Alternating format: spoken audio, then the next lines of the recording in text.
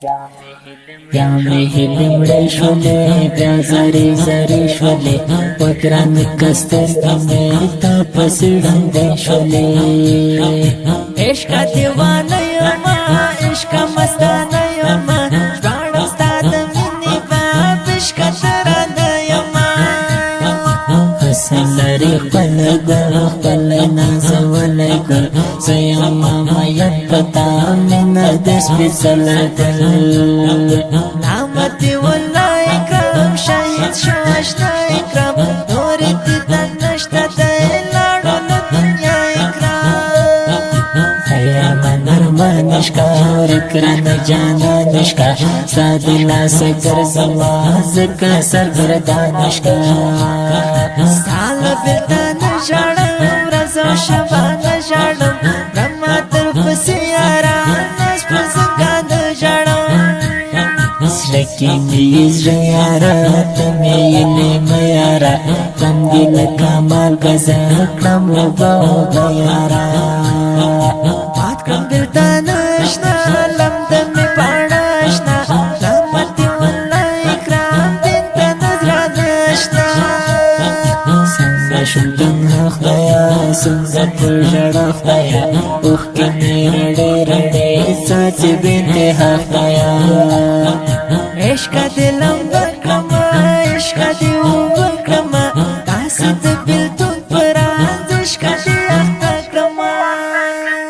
مینه هغه مینه ده چې صدق پکې یاره شي لکه د خلیل په شان دې اور ورته ګلزاره شي لکه د خلیل په شان دې اور ورته ګلزاره شي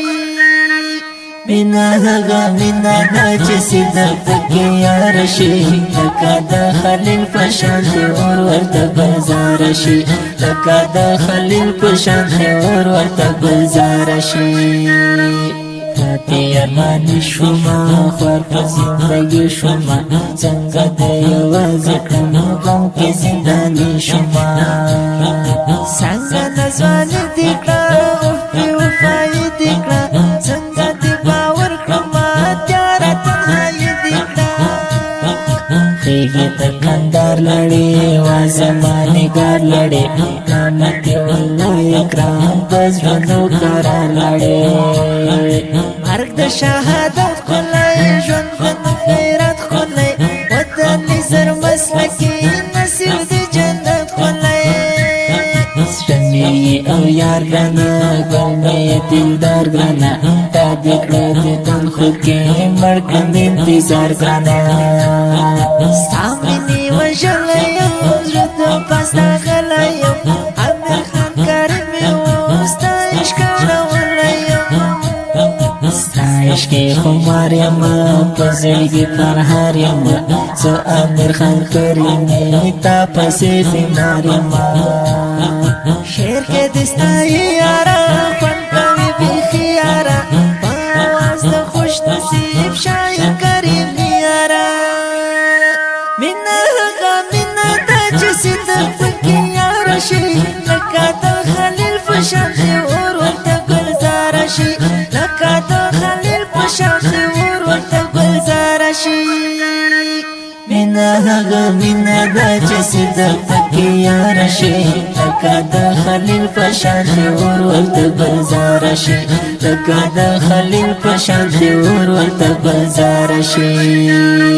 دا نظم په فرمایشته ګران ورونو لکه هر یو احسان الله حذیفه امارتي نجیب الله حسن بصري شفیع الله حکیم الله جان محمد ملا محمد ولی کرام ملا حکمت الله خون قدرت الله اواز د ماستر خوش نصیب جانان مسئول شاعر امیر خان کریمی د اړیکو شماره 0 د داسې ښکلو او په زړه پورو نویو او جدیدو نعتونو د اورېدلو لپاره د نصیب الله خوش نصیب یوټیوب چینل سبسکرایب او فیسبوک پیج لایک کړئ